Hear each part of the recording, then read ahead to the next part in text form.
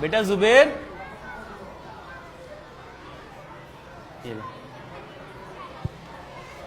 زبیر یہ کتنی انگلیاں ہیں؟ بھائی اس کو کیا معلوم، اس کے ابو تو پوچھیں گے، اس سے تو کم دکھائی دیتا ہے. یار میں نے کتنی بار کہا کہ میرے والد صاحب کا مذاق نہ اڑایا کرو.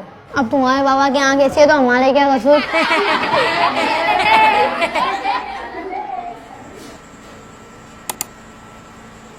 ابو میں نے آپ کو کتنی دفعہ کہا ہے کہ میری کلاس کی طرف نہ آیا کریں. سب دوست میرا مذاق اڑاتے ہیں کہ تمہارے والد کی ایک آنکھ نہیں ہے، اور یہ مجھے بالکل اچھا نہیں لگتا کہ کوئی آپ کا مذاق اڑائے. بس اتنی سی بات ہے. ٹھیک ہے بیٹا، آئندہ نہیں آئیں گے. والد نے بیٹے کی مجبوری کو دیکھتے ہوئے فیصلہ کیا کہ آئندہ وہ اس کے دوستوں کے سامنے اس کے روبرو جانے سے گریز کریں گے. لیکن جیسے جیسے وقت آگے بڑھ رہا تھا، زبیر زندگی میں کامیابیاں حاصل کرتا جا رہا تھا. اس کا یہ خوف بڑھتا جا رہا تھا کہ اس کے والد کی وجہ سے لوگ مذاق نہ اڑائیں. زبیر زندگی میں کامیابیاں سمیٹتا ہوا جب شادی شدہ زندگی کی طرف جانے کا سوچنے لگا تو باپ کی کجی اس کے لیے احساس کمتری کا باعث بنتی جا رہی تھی، جس کے بعد اس نے شادی سے قبل ہی باپ سے علیحدگی کا فیصلہ کیا. خیرت بیٹا کہیں جا رہے ہیں کیا؟ جی. کچھ بتایا بھی نہیں ہے، یوں ہی چپ چاپ. زندگی کے سفر کی شروعات ہے، ابھی مجھے بہت کچھ کرنا ہے.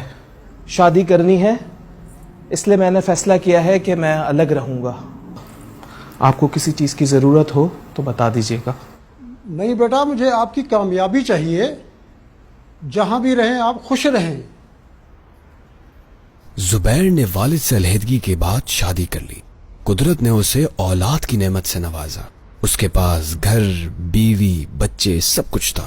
وہ نفسیاتی طور پر باپ کے بغیر زندگی کو قبول کر چکا تھا. لیکن اس کا والد اکثر و بیشتر دور سے ہی صحیح لیکن اپنے بیٹے کو دیکھتا، پوتے پوتیوں کو دیکھتا اور خوش ہوتا.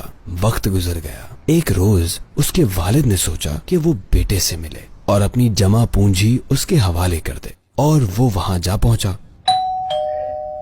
جاؤ بیٹا، دروازہ کھولو، دیکھو کون ہے.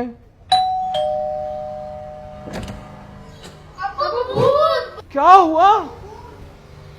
معذرت بیٹا. کیوں ڈر رہے ہو؟ بھائی جن بابا ہے ان نے واپسی بھیجا، میں ڈر لگ رہا ہے. 100 بار کہا ہے کہ مت آیا کریں یہاں پہ. معاف کرنا بیٹا. معاف آپ مجھے کر دیں اور نہیں آیا کریں یہاں. ہاتھ جوڑتا ہوں میں آپ کے. دل نہ دکھانا کبھی بھی ان کا، ان کی رضا میں رب کی رضا ہے. تھک گیا، آؤ تھوڑی دیر آرام کر لیتے ہیں. بابا آپ کے ساتھ کتنا مزہ آتا ہے. ہاں بابا ساتھ ہوں تو مزہ تو آتا ہے. لیکن بابا آپ کے بابا تو آپ کے ساتھ نہیں ہیں، تو آپ کیسے مزہ آتا ہے؟ مزہ تو نہیں آتا، لیکن کبھی کبھار کوئی مجبوری. کیسی مجبوری بابا؟ تمہیں میرے بابا سے ملنا ہے؟ جی جی جی. چلو آج میں آپ کو اپنے بابا اور آپ کے دادا جان سے ملواتا ہوں. چلو.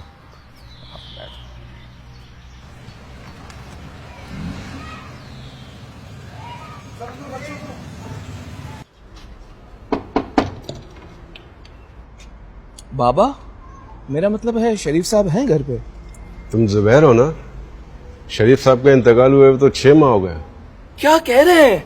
جو ہے وہی کہہ رہا ہوں. انہوں نے مکان کے کاغذات اور ایک خط دیا تھا اور کہا تھا کہ کبھی تم آؤ تو یہ میں تمہیں دے دوں، ورنہ یہ گھر کسی مسجد کو ڈونیٹ کر دینا. آئیے میں آپ کو فائل دے دوں. تیری انگلی تھام کے چلتا تھا،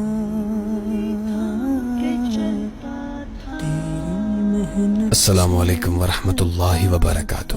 امید ہے تم ٹھیک ہوگے. میں نے نہایت مشکل حالات میں تمہیں پڑھایا اور تمہارے لیے بڑا آدمی بننے کا خواب دیکھا. میری ایک آنکھ کا ہونا تمہارے لیے ہمیشہ باعث شرمندگی رہا. میں نے جان کر بھی کبھی تمہیں بتایا. تم چھوٹے تھے، تمہیں کینسر ہو گیا تھا، تم اسپتال میں ایڈمٹ تھے. میں تمہارے آپریشن کی فیس لے کر، جو میری جمع پونجی تھی، لے کر ہسپتال کی طرف آ رہا تھا کہ میرا ایکسیڈنٹ ہو گیا اور میری آنکھ میں چوٹ آئی. مجھے ایمبولینس کے ذریعے اسپتال پہنچایا گیا. ڈاکٹر نے کہا تمہاری آنکھ کا آپریشن کرنا پڑے گا ورنہ تمہاری آنکھ ضائع ہو جائے گی. میرے پاس دو راستے تھے، یا تو میں تمہاری زندگی بچاتا یا اپنی آنکھ۔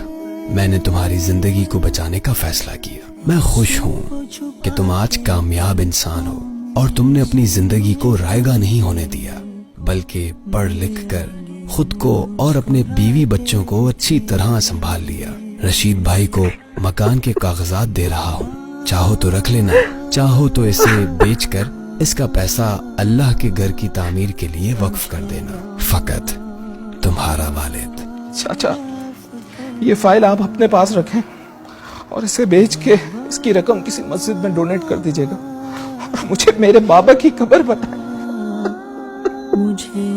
دوسروں کا مذاق اڑانا ہمارا معمول بنتا رہا ہے، جبکہ قرآن مجید فرقان حمید میں اللہ تعالیٰ نے ارشاد فرمایا، مرد دوسرے مردوں پر نہ ہنسیں، ہو سکتا ہے کہ وہ ان ہنسنے والوں سے بہتر ہوں، اور نہ عورتیں دوسرے عورتوں پر ہنسیں، ہو سکتا ہے کہ وہ ان ہنسنے والیوں سے بہتر ہوں، اور آپس میں کسی کو تانا نہ دو۔ جبکہ والدین کی اطاعت اور حقوق کے بارے میں تو قرآن و حدیث میں متعدد بار کہا گیا، اور تمہارے رب نے حکم فرمایا کہ اس کے سوا کسی کی عبادت نہ کرو، اور ماں باپ کے ساتھ اچھا سلوک کرو۔ اگر تیرے سامنے ان میں سے کوئی ایک یا دونوں بڑھاپے کو پہنچ جائیں تو ان سے اف تک نہ کہنا، اور انہیں نہ جھڑکنا، اور ان سے خوبصورت نرم بات کہنا۔